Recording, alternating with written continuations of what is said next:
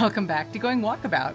Here we are at Lake Atitlan, which is beautiful. It's one of the largest lakes in Central and South America and considered one of the most beautiful lakes in the world after maybe Lake Como. Essentially, the lake was created by a huge volcanic explosion, which was over 86,000 years ago. And it left, obviously, an enormous caldera. And the caldera was filled with water. And ergo, we now have one of the deepest lakes in all of Central America. And it is absolutely gorgeous with 3 enormous volcanoes surrounding it that had grown up after that initial super explosion took place. So what we'll be doing over the next couple days is exploring Lake Atitlan, Guatemala. Let's get started.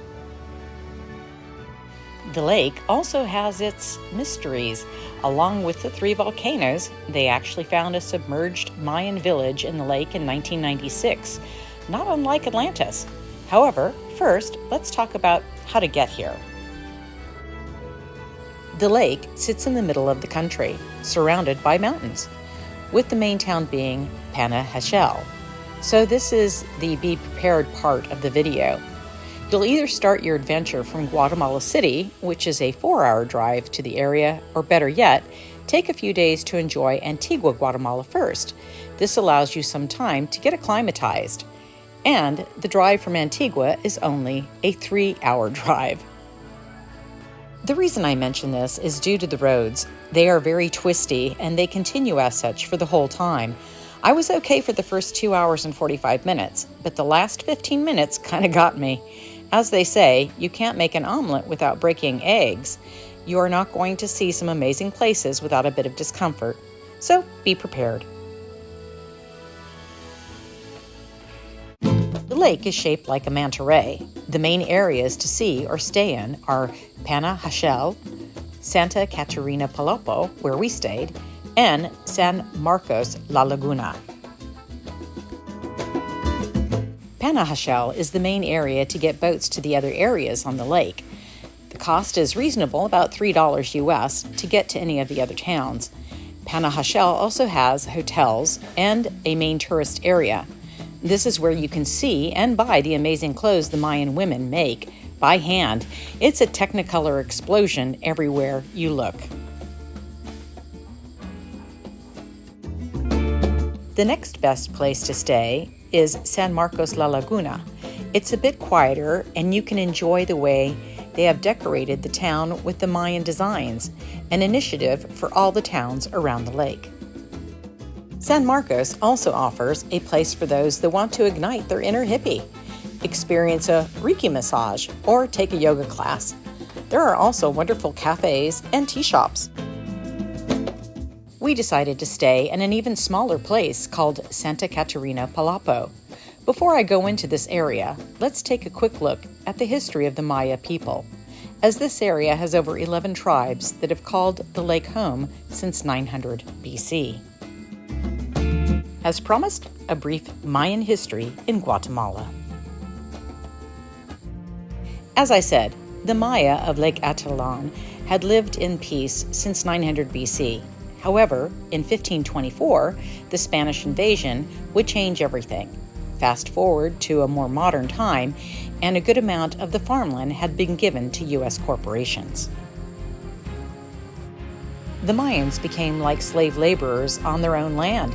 This triggered the Guatemalan Civil War, which lasted until 1996, only after hundreds of Mayans were killed in the war.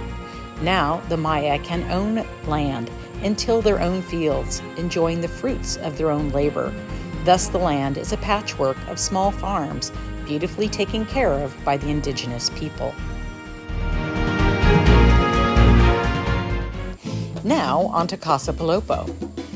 You'll drive through the small village of Santa Catarina Palopo. Once you know the history of the Maya people and their revolution, you can see why everyone looks so happy. Now, they are free to sell their own produce at the weekly farmers market. Everyone dresses in their beautifully handmade clothing, looking more enchanting than Paris runway models. Only a short drive up the road is Casa Palopo. Since 2000, the boutique hotel was established by Guatemalan Claudia Bosch. The goal was to have a hotel that feels like home. The rooms are beautifully decorated with brightly painted walls, local Guatemalan crafts, and a few extras. We certainly splurged on this one as we were celebrating my 65th birthday and Kiwi's 70th birthday. Off-season, our price was $285 a night. However, I heard that the same room would have been about $700 a night during the season. The hotel boasts a beautiful sitting area and restaurant, plus a new addition, a lakeside restaurant with decks, lounges, and recreational activities. This lakeside paradise only opened this year. It is the perfect place to take in the lake and enjoy the wonderfully architected beach house. And while all of those things are nice, nothing compares to the views of the volcanoes.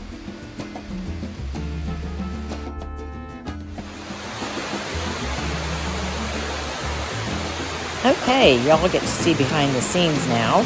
I'm currently in Costa Rica sitting in a tree house and trying to record this with a lot of rain. So if you hear rain, that's where it's coming from. Back to the video. One of the extras in the room was an easel and paint set. Mr. Steele began a masterpiece, however, didn't finish it, although I think it was really shaping up. There are many subjects to draw or paint. With over 823 species of plants and flowers in Guatemala, we were enchanted by the colors and the variety. In the evening, we enjoyed fine dining while taking in the 3 volcanoes.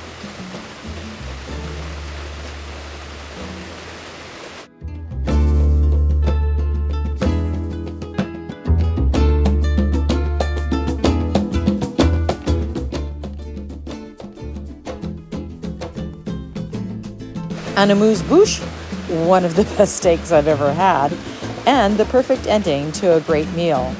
Bananas Foster. For a dish created in New Orleans, the Guatemalans have certainly raised the bar on preparation and execution.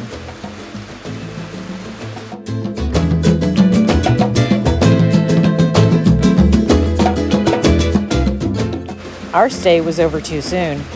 It's not often we go top shelf. However, the cost was certainly worth it. One for the memory banks. Thanks for watching and putting up with the rain. Be prepared to enjoy a once-in-a-lifetime experience if you visit Lake Atitlan. If you've enjoyed the video, a thumbs up would greatly help the channel. Or better yet, subscribe. We do a new video every week. Cheers for now.